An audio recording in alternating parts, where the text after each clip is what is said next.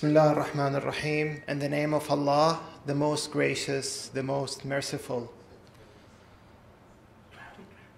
As he and his family were staying home, knocking on the door started. He shouted, "Who's there?" And the reply came from behind the door, "I am the messenger of Hussein carrying a letter for you." He opened the door, took the letter, and started to read. From Hussein, the son of Ali, to the pious Habib, the son of Mudahar.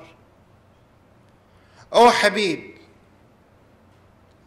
you know how we related to the Prophet of Allah, Muhammad, and you know us more than others do. You are a man of jealousy and ardor when it comes to religion. We ask you not to withhold from helping us. And my grandfather, the Prophet of Allah, shall reward you in the day of resurrection." That was the call for Habib to join the few companions of Imam Hussein, the grandson of the Prophet Muhammad, peace be upon them, to Karbala. Habib, the son of Mudahar al-Asadi, did not hesitate to answer that call instantly. His tribe, however, tried to calm him down because they were afraid from the forces of Yazid's army. They were afraid of being killed, although they were very strong supporters to Imam Hussein's case. He did not share his real intentions with them.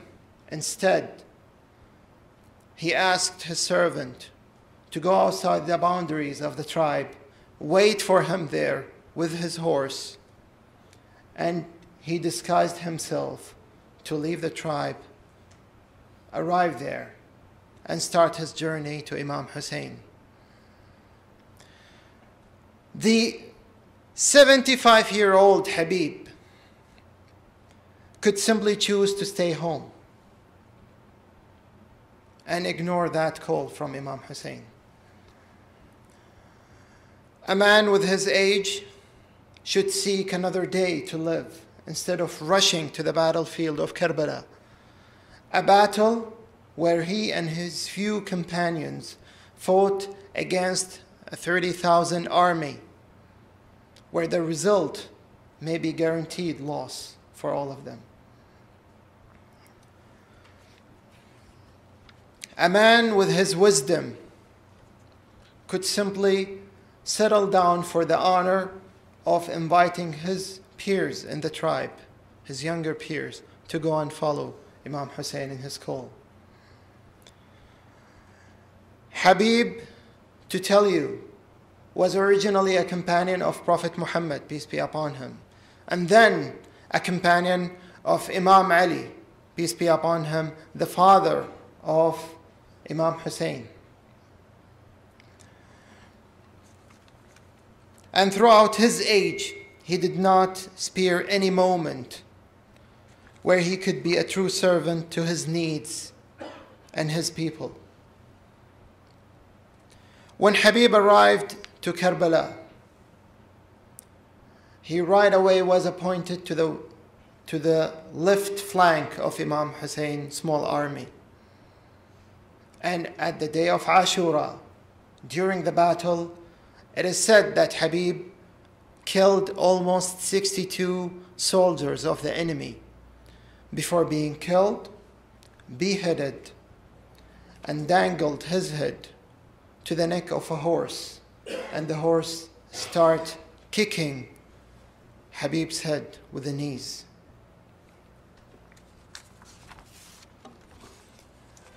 We truly believe that the historical massacre of Karbala is full of lessons.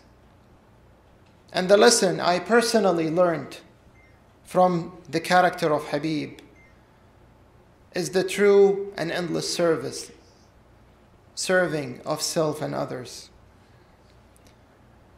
When looking around me, I could see only one example that keeps reminding me of Habib, endless service to his true cause. My example is my grandfather, who did not stop being an independent person to obey his personal needs as well as his family needs. I don't even remember him asking any one of us to bring a glass of water for him. Instead, he would stand up and go there and bring the water for himself. Although he had 6 sons, 4 daughters, and tens of grandchildren. My grandfather lived 70 years old before passing away 2 years ago. And this is how I always remember him. Until his last days of his life, he kept being that same independent person who obeys his personal, family, and community needs. The lesson from the character of Habib, and was very successful in delivering that same lesson to his sons, daughters, grandchildren too. I'm in my 30s now. I surely hope that I'd be a successful person in practicing that lesson and in delivering that lesson to my successors as well. I dream of a better community where our ability to serve and give will not be limited to a career or a certain age. Habib was a true meaning of an endless service. His pledge to Imam Hussein, peace be upon him, was the honest and loyal service to their common cause until his last moments. May your soul rest in peace, Habib. Because of you, I pledge Hussein to endlessly serve for the well-being of my community, whether I was an employee, a retiree, or even an old person. That was my pledge to Imam Hussein, peace be upon him. What is your pledge? Thank you.